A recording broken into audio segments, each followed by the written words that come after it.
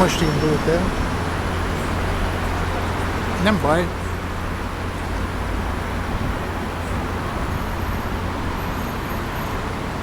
Most bemutatjuk.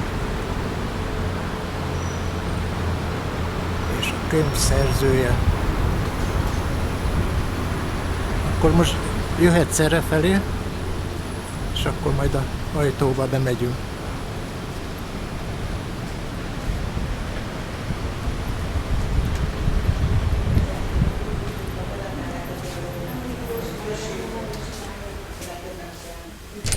Elmegyek oda, és rámutatok a magyarságunkra. Jó.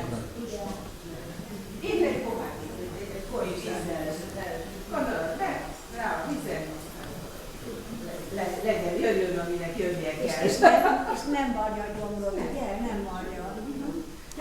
Őket itt a József Judit Galériánban. Kacsó József, a Magyarságunk története című könyvének ünnepélyes bemutatója alkalmából. Mindenekelőtt szeretettel köszöntöm a szerzőt, Kacsó József nyugalmazó gépészmérnök, pedagógus, és kedves feleségét Kircsit. Tisztelettel köszöntöm dr. Egressy András, a Magyar Érdemrend tisztikeresztővel jogász, az ellenzéki kerekasztal létrehozását kezdeményező és tevékenységét koordináló Független Jogászfórum alapítóját, aki a rendhagyó könyvbemutatón a szerzővel fog beszélgetni. Szeretettel köszöntöm Nagy Alexandrát, aki a Szent Gellért Könyvkiadó és Nyomda igazgatója. Tisztelettel köszöntöm Haltai Márta nyugalmazott könyvtáros, aki a szerző 4. kötetét fogja méltatni. És szeretettel köszöntöm Polgár Zoltánt, a szerző honlapjának szerzőjét.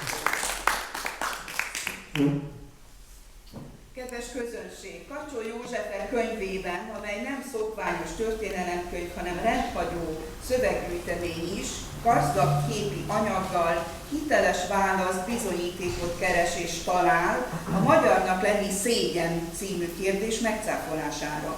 Hogy ezt hogyan teszi, kiderül a most következő beszélgetésből. Tisztelettel átadom a szót dr. Egressy András jogásznak.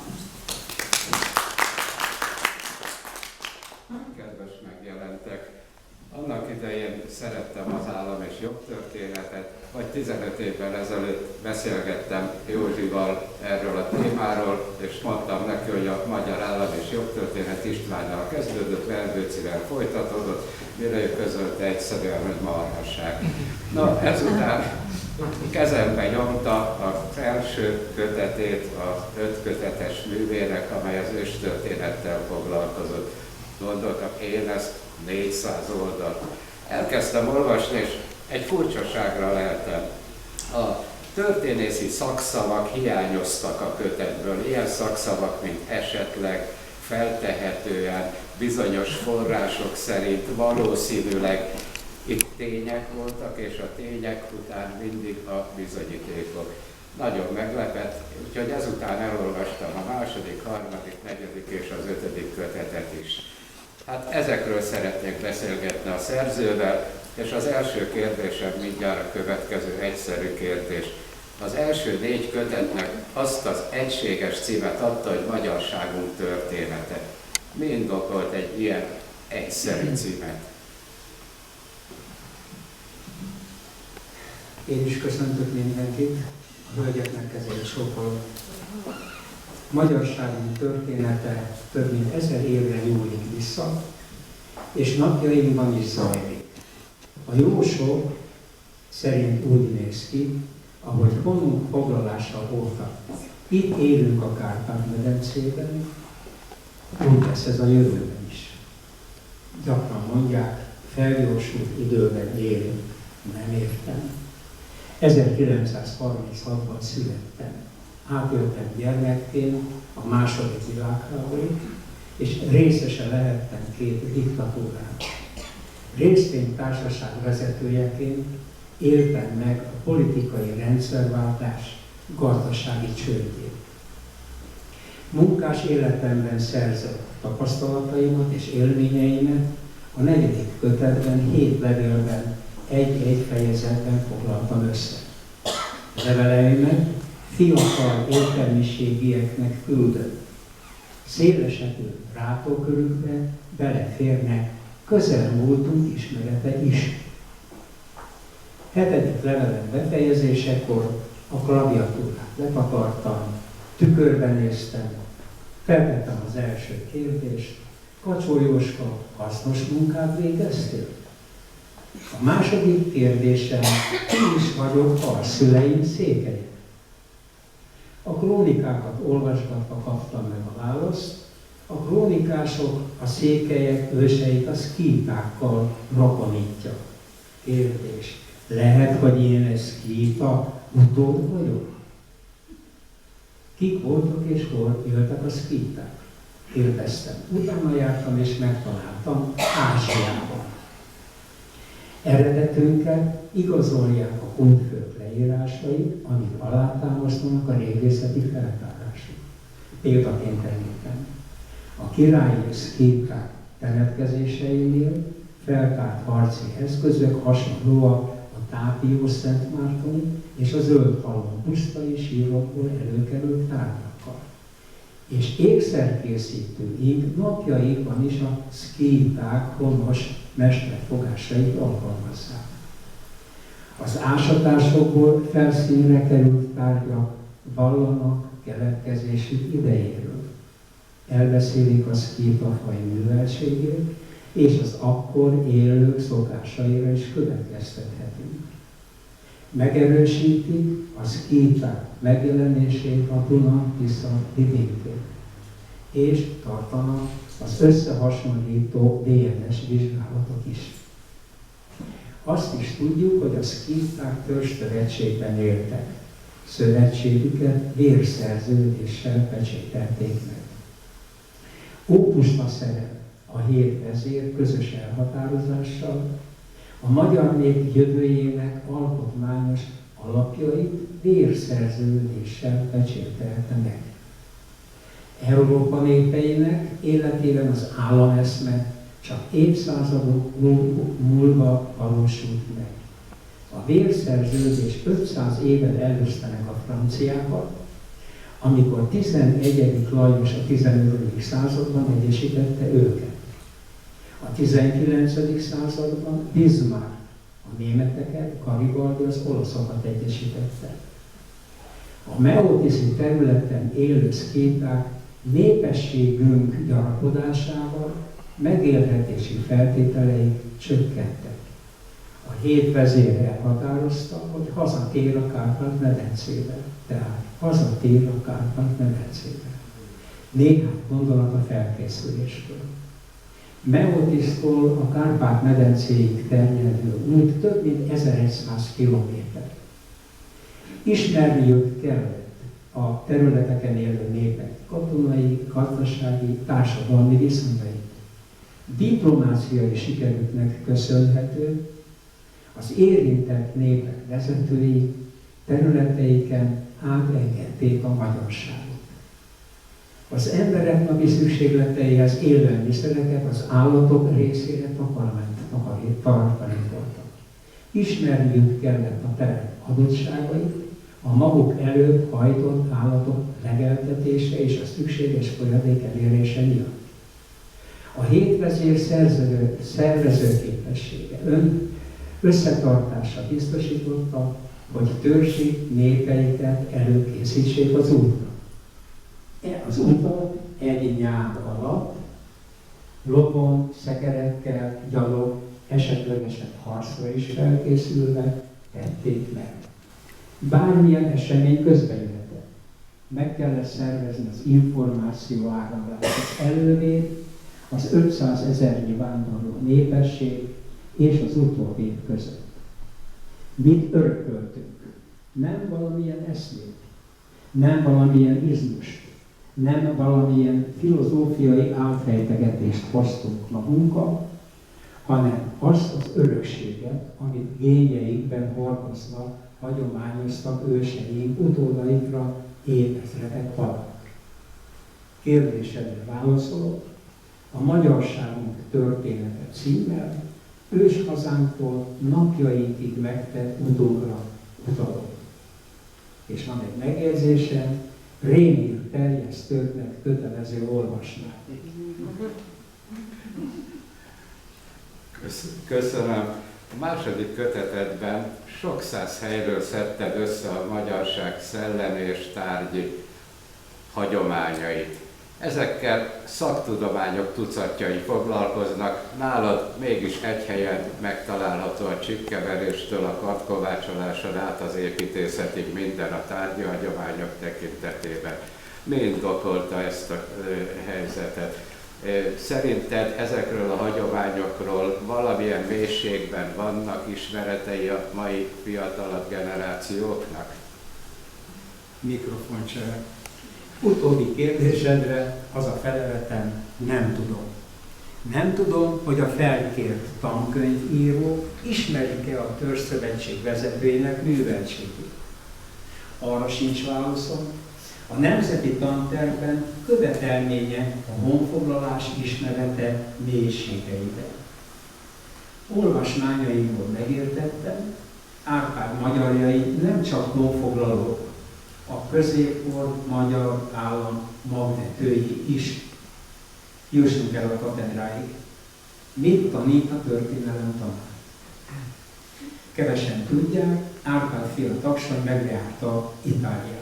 Látta a kultúrintézményeket, a székesegyházakat, kolostorokat, és a vezetői elit megnyilvánulásait, vagyis azt a politikai légkört, ami bevezették az országot.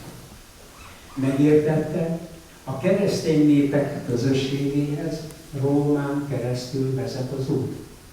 Ebben a szellemben nevelte Géza. Géza fejedelem után nemzetvezetés Istvánra maradt. István király munkásságát most nem bontom ki. 5 tény igazolja állam alapító tevékenységét. Megteremtette a kereszténység terjedését segítő feltételeket. Meghatározó személyisége a független magyar politikát. Második Szilveszter pápához fordult koronáért, és nem harmadik Ottó császárhoz. Imre herceghez írt leveleiben, intelmeiben és törvényeiben állam alapító munkásságát foglalta össze. És végül az 5., amit még szeretnék mondani, felajánlja a koronáját Szűz Márián. Magyarságunk története nem István király uralkodásával kezdődött. Az emberiség felfedezte a világot, kialakult kétféle szemlélet. Voltak, akik értelmükre bízták a valóságot, mások hitelteremtés történet. Árpád fejedelem 2 kultúra közé vezette népét. Felvetésedre itt jegyzem meg, a szaktudomány feladata egy téma részletes kidolgozása. A témához közvetlenül kapcsolódó környezet bemutatásával együtt. A szakterület után érdeklődő szűkebb körű értelmiségieket szólítja meg, és nem a nagy közösség. Könyveimben kulturális kincseinkről, mindennapi életünket átszövő hagyományainkról készítettem egy összefoglalót. A második kötet első fejezetében szellemi, második kötetében tárgyi hagyományainkat foglaltam össze. Felfedeztem népi hagyományainkat, a magyar ember, a magyar nemzet önazonosságának alapjai. Példaként említem, amikor Erdély nevezetességeiről készített több száz fotómat nézegetik. Kerekedjenek útra, keressék fel én a templomát. Azért, hogy a helyszínen csodálhassák a kazettás mennyezetet. Népünk életéről régészeti feltárásokból felszínre került, és múzeumokban kiállított tárgyak is mesélnek. Hiszen őseink csontja mellett.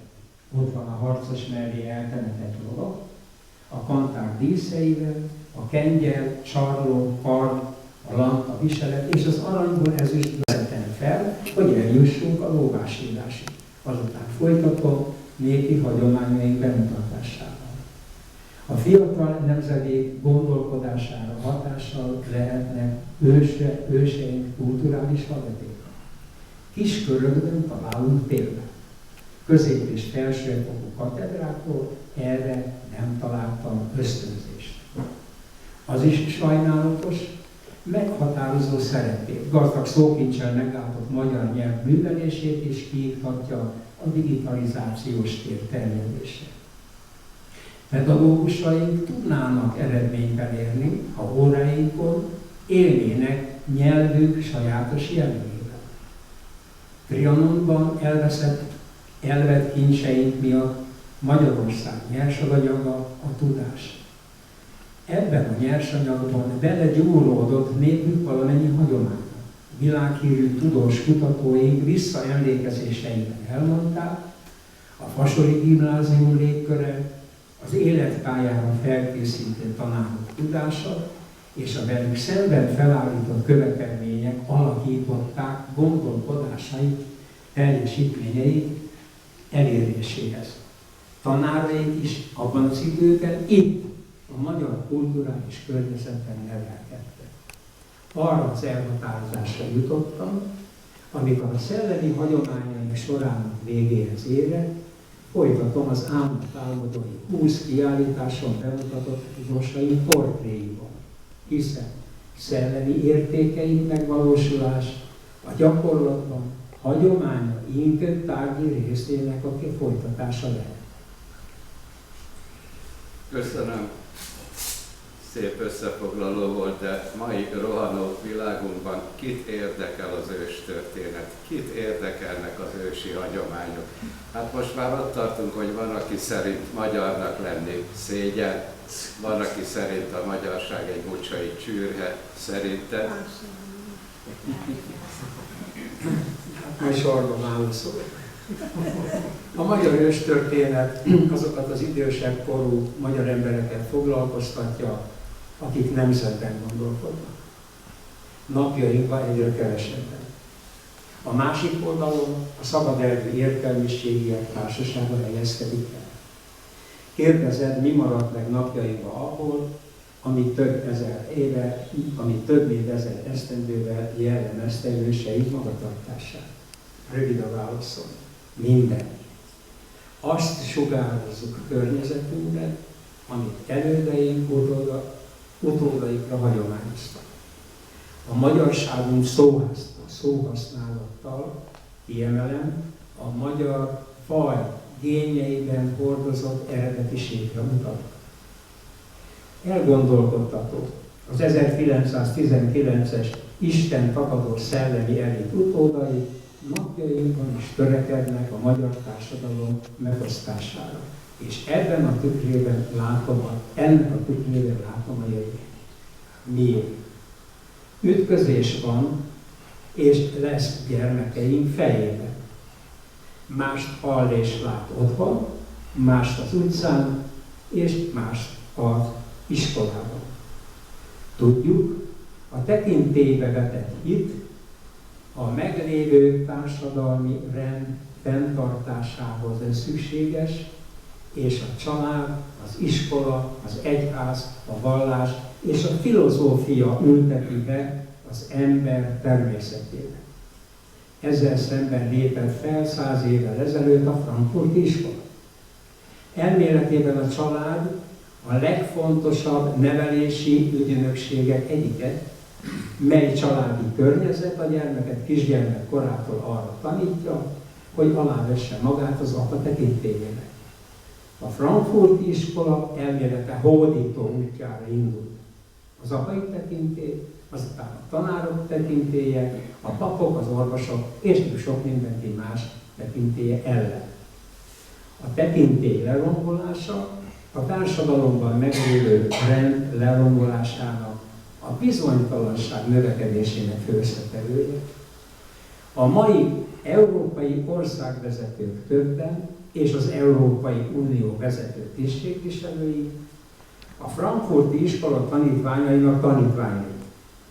Ennek az elitnek célja az európai társadalomban felhozulni a szükséges fegyelem.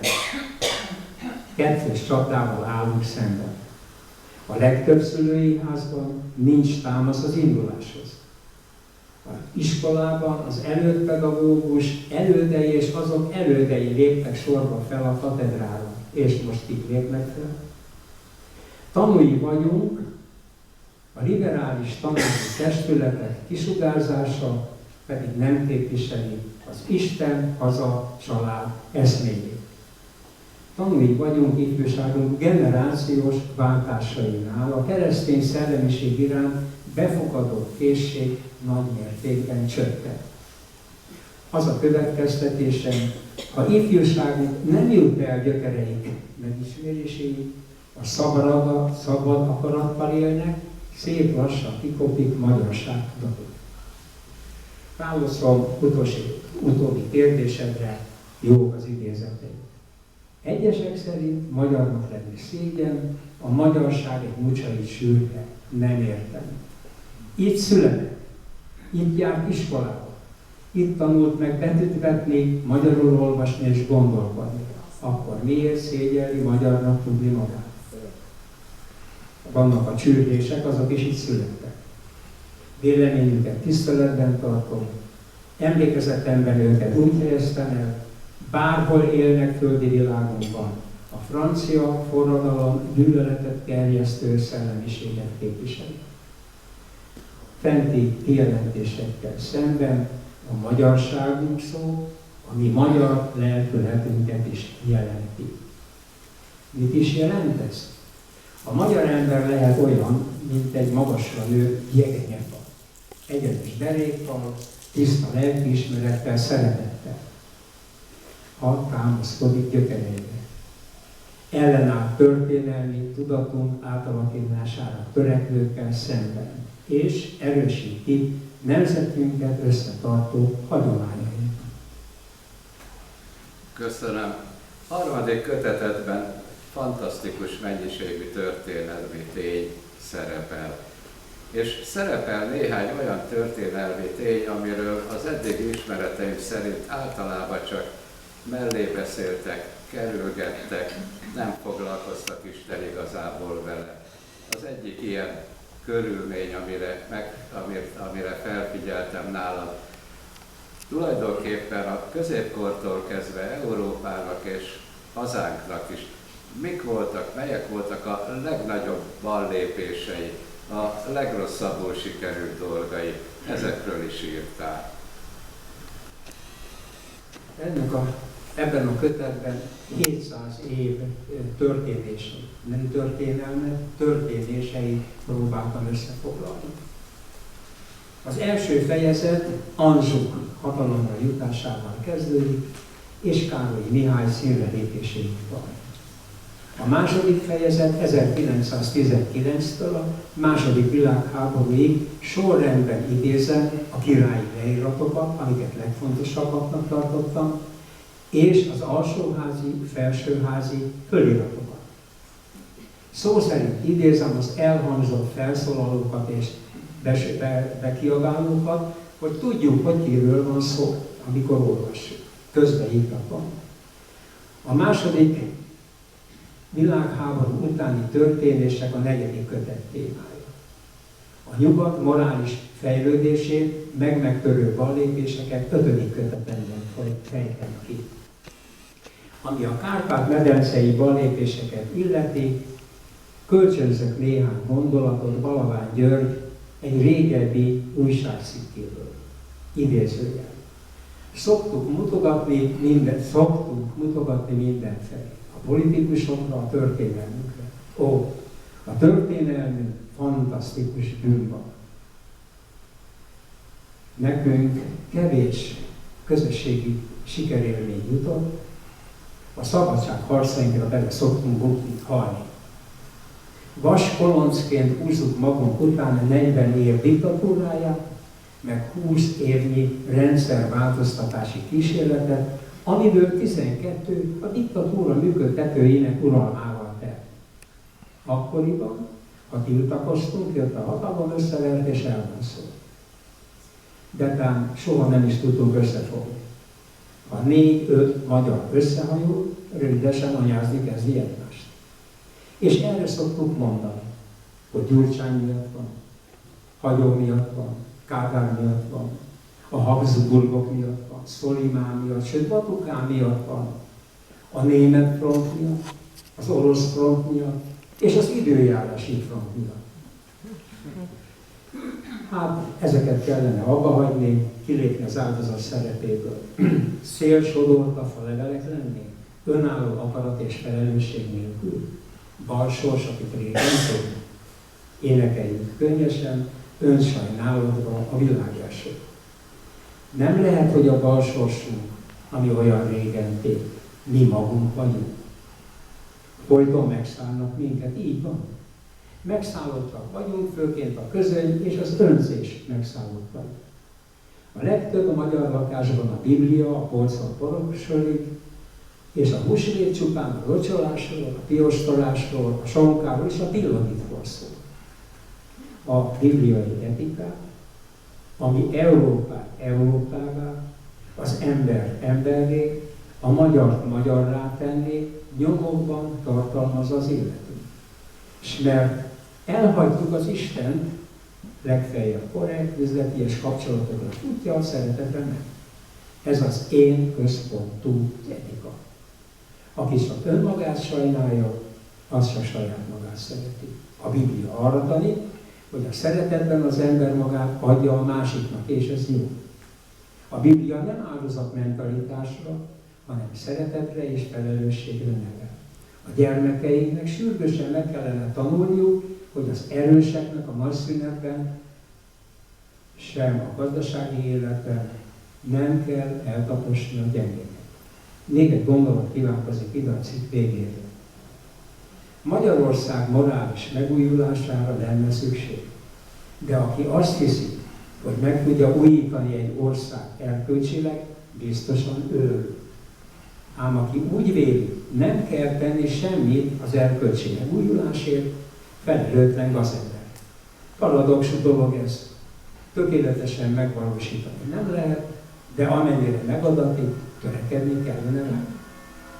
Szerény véleményem, a sorolt negatívumok megvannak bennünk, de ezekkel a tulajdonságokkal élő, csekély hányada nemzetünk. Köszönöm. 4. kötetedben saját életudonon keresztül mutatod meg, hogy mit hozott a magyarságnak a kommunizmus, mit hozott a magyarságnak 45 utáni időszak. Tudnak ezekről a tényekről, ezekről a történésekről eleget a gyermekek? Második hozzáillő kérdése. Aktív résztvevője voltál a rendszerváltásnak. Úgy gondoltad, hogy ez lesz belőle?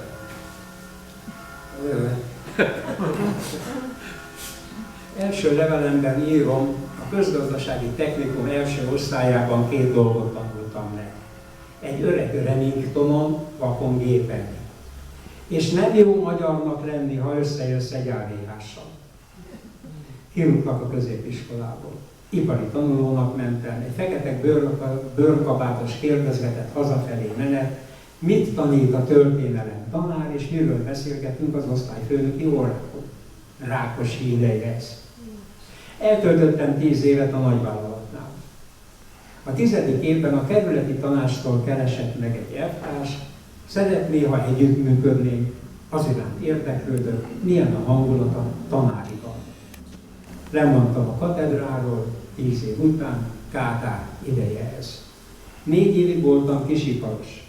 A KIOSZ országos elnöke meglátogatott, ajánlatot tett, menjek be hozzá dolgozni, és derítsen ki, a mérnök miért választja a vállalat helyett a kisipart. 4 évig foglalkoztam ezzel a kérdéssel, megismertem az országban nagyon sok kisiparos, a KIOSZ-nak a szervezetét, és arra jöttem rá, mert elmondták, azért nem mentek el a kisiparba, mert a vállalatnál, ahol dolgozott, nem tudja megalkotni a prototípusát, amit be tudna mutatni a vállalkozásoknak.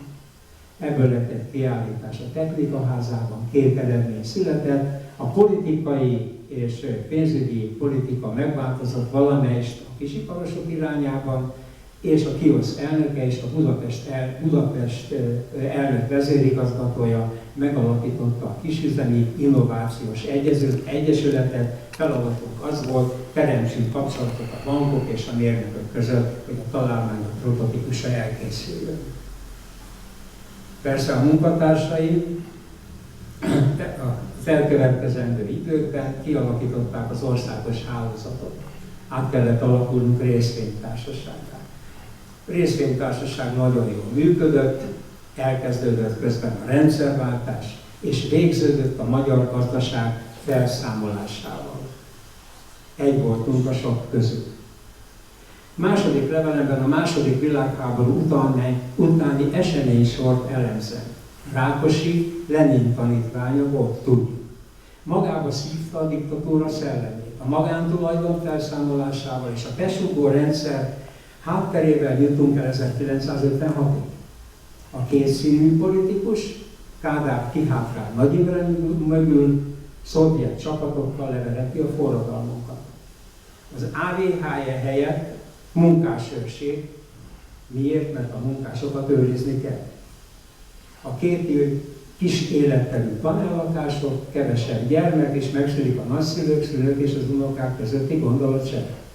Egyházi iskolák felszámolása, nem sorolom a többiről, az idősebb emberek tudják, hogy mi történt.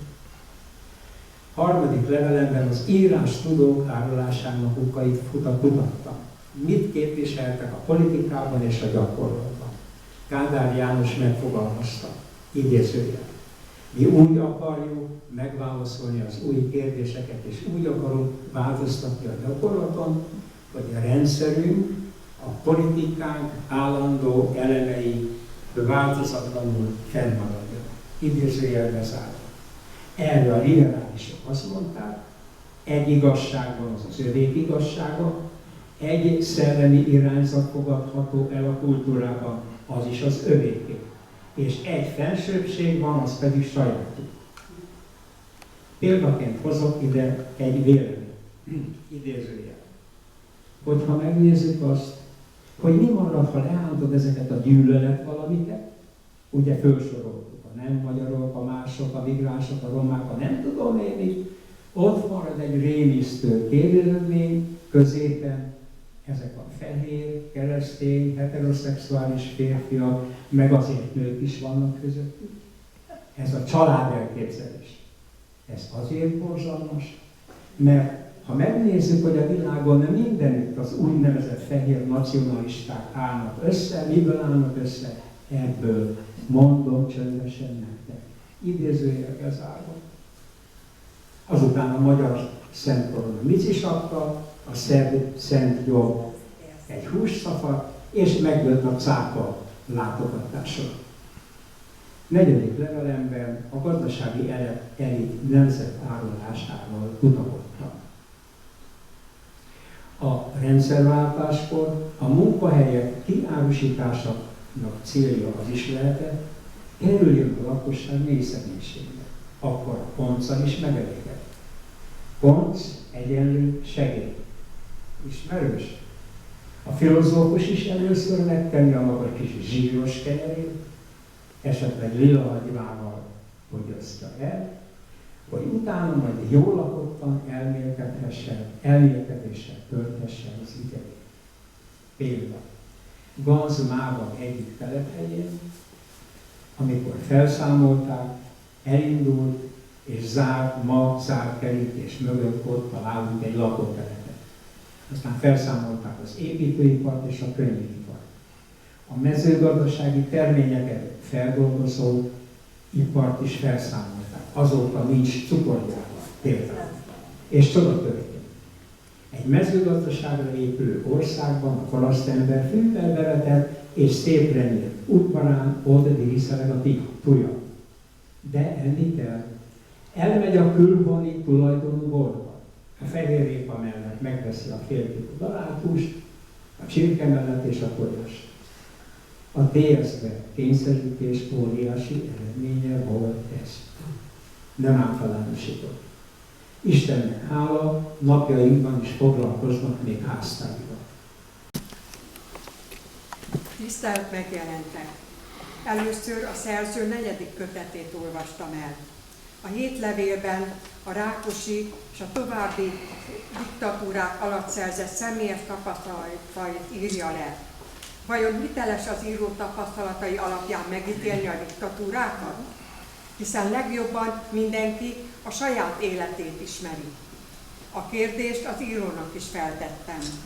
Az AVH-s gumibot, az 1956-os forradalmunk leverése utáni terror, majd a besugó hálózatok módszerei a szakirodalomban is olvashatóak.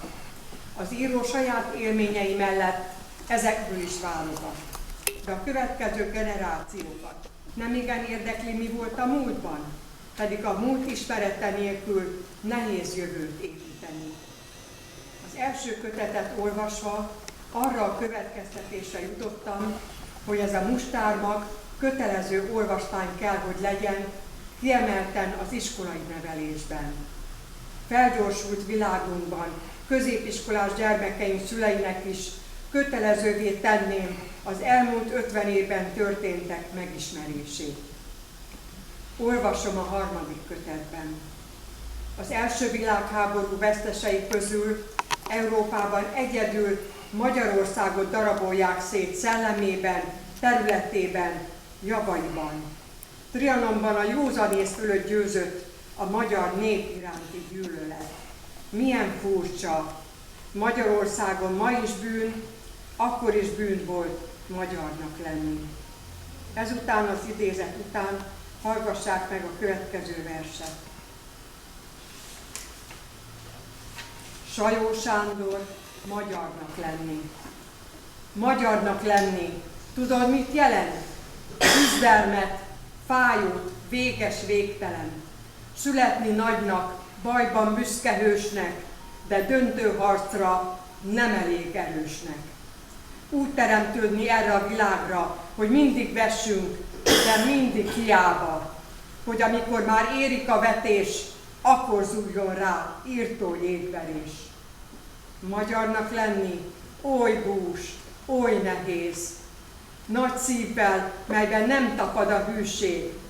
Magyarnak lenni, büszke gyönyörűség.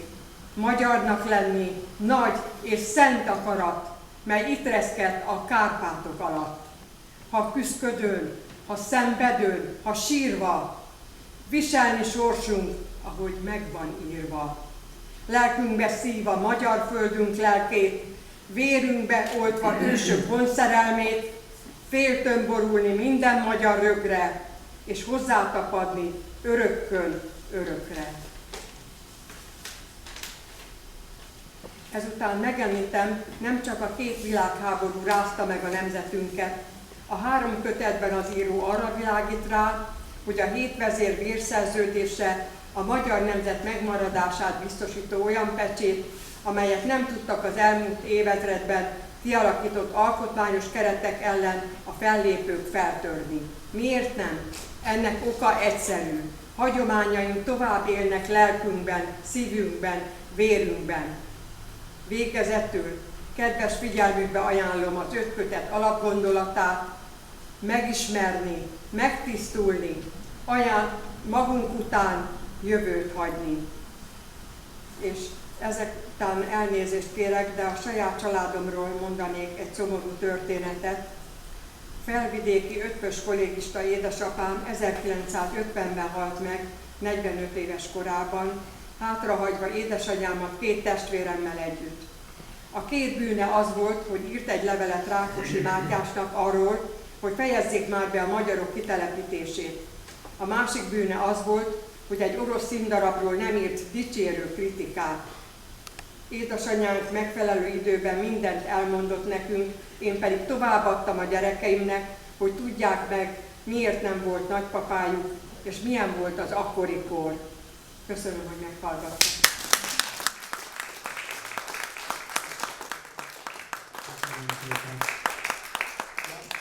Én következem. Földi világunk legbonyolultabb teremtménye tehát az ember.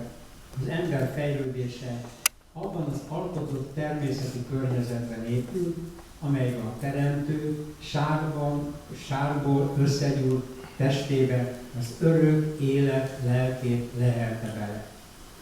Minél messzebb távolodik el az ember a természettől, magányában kiszorítja magát a teremtettségből. Vigyük magunkkal gyermekeinket Isten házába. Kérdésed nagyobb látókörbe helyezve, műszaki tanulmányaiban szerzett ismereteimből és tapasztalataimból gyártam körül a valóságot. A kötet fedőlapjára 5 szót írtam fel. Tartalmuk együtt jellemzi magát az embert. Vágy, bírvágy. Az ember minden döntése viselkedéséből ismerhető fel. Vagyis milyen vágy vezér? Korunk emberének vágy vezérelt küzdelmeire Ferenc pápa mutatott rá Kárpát-medencei látogatása során. 5.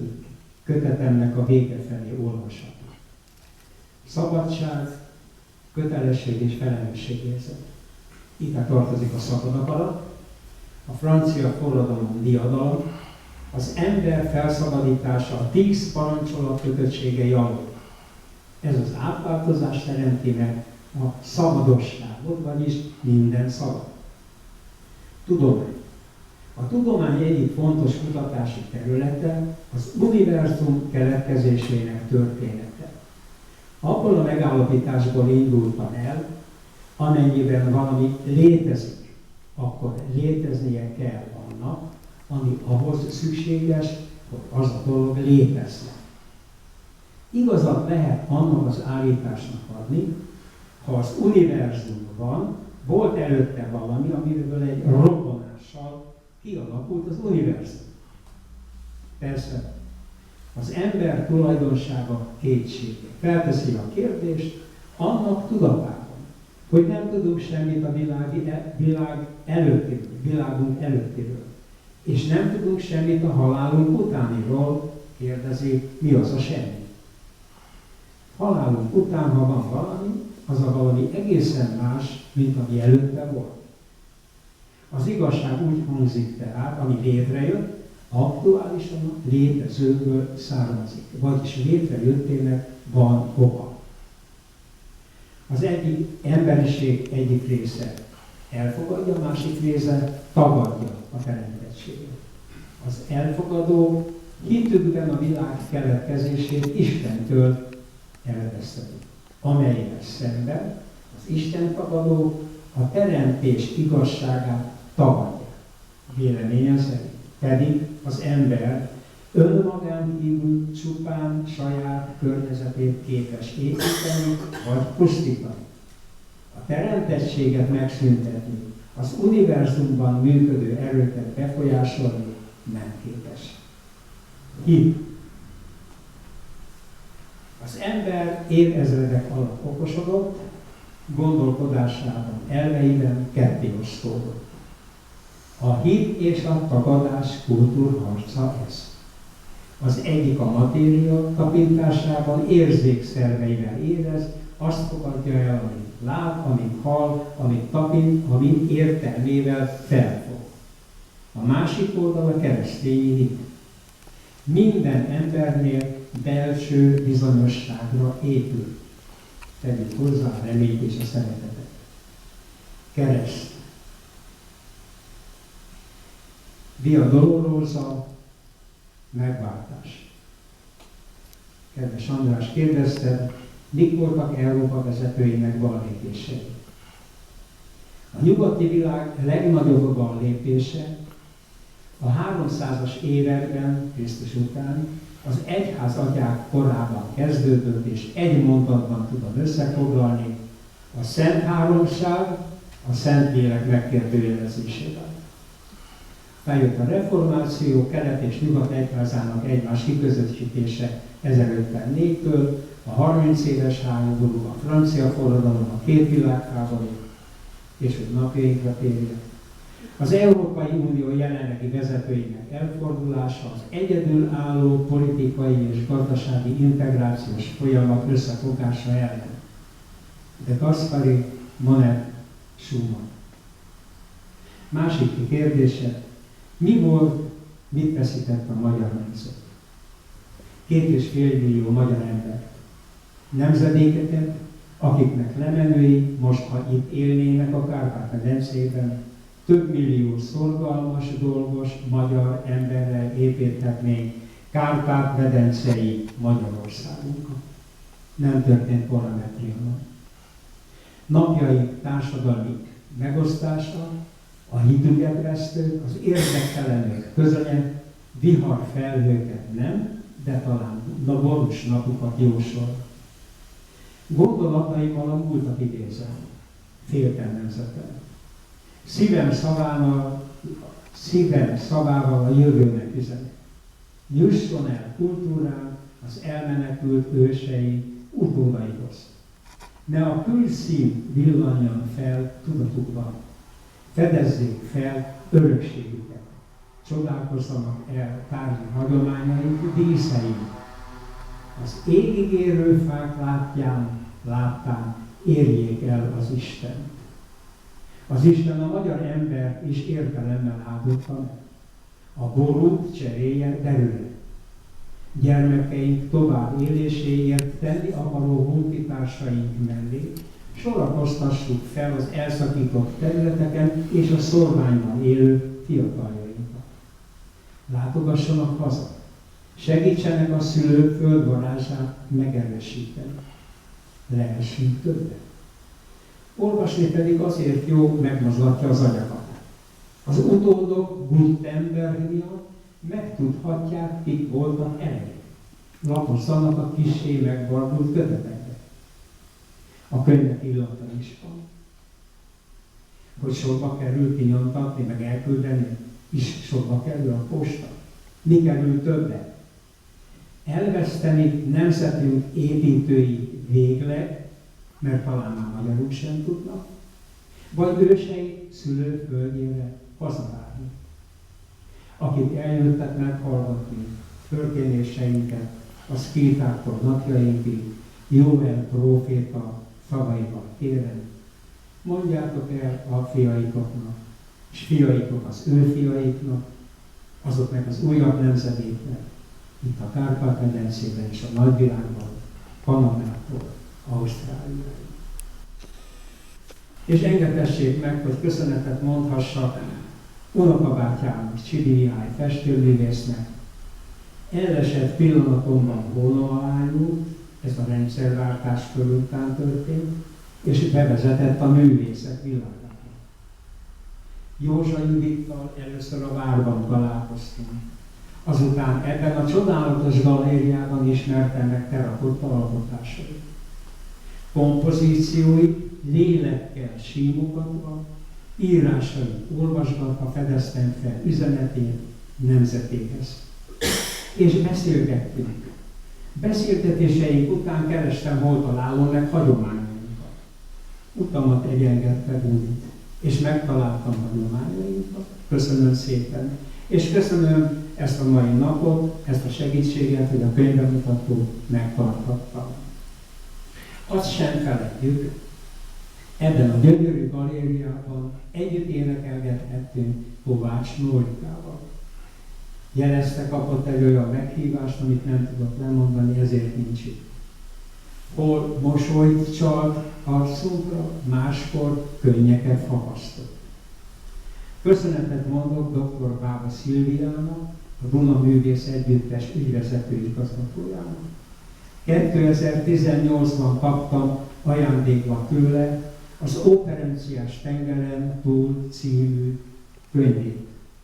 Tudományos igényű munkákból tudtam meg, hogy 1849 és 1999 7 hullámban 2.400.000 magyar menekült el a Kárpát-medencéből.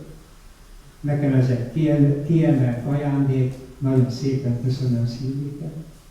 5. kötetemben elemeztem a teremtett világ és az ember kapcsolatát. Köszönöm Nagy Alexandrának, a Szent Gellért kiadó és nyomda igazgatójának az ajánlott szakirodalmat, a sok könyvet, amit kaptam, és a beszélgetéseinknek.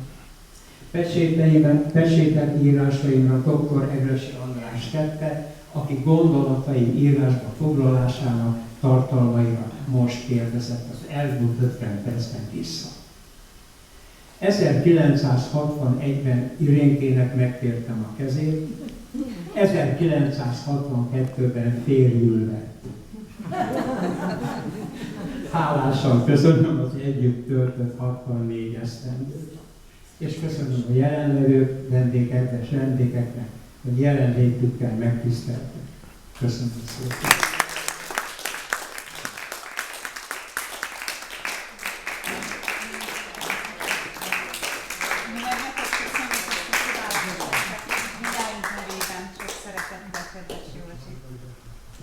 Mindnyájunk nevében.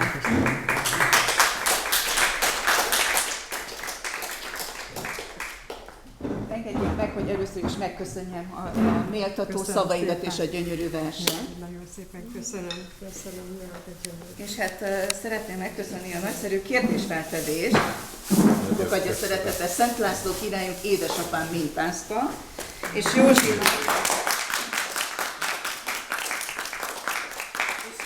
az általam mintázott Szent István király emlékmakettet elővettem van, és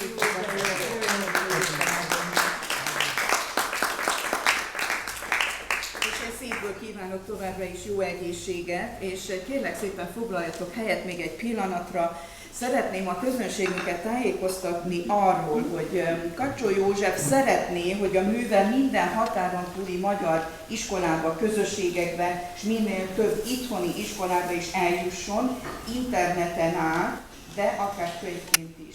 Ehhez kéri a széles nagyközönségnek a segítségét, és ezzel a céllal önzetlenül a nagyközönség elé tárta a több éves kutatásainak eredményeit, és a teljes könyv anyaga, tehát mind az 5 kötet ingyenesen letölthető a világhálóról, ezen a linken, ami ki is van helyezve. Tisztelettel kérem a jelenlévőket, hogy fotózzák le, vigyék magukkal, és osszák meg barátaikkal, ismerősökkel, pedagógusokkal, hogy minél többen élhessenek a lehetőséggel.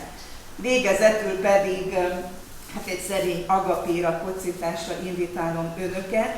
Azt szeretném kérni, hogy kocintsunk Kacsó József és kedves felesége egészségére, és hát köszönjük meg a Jóistennek, hogy ilyen nagyszerű hazafival áldott meg bennünket, és kívánjunk továbbra is sok erőt ehhez a munkához. Tiszta szívből köszönjük! És végezetül csak a megtisztelő figyelmet szeretném megköszönni. Isten áldja önöket, Isten áldja nemzetünket. Köszönjük!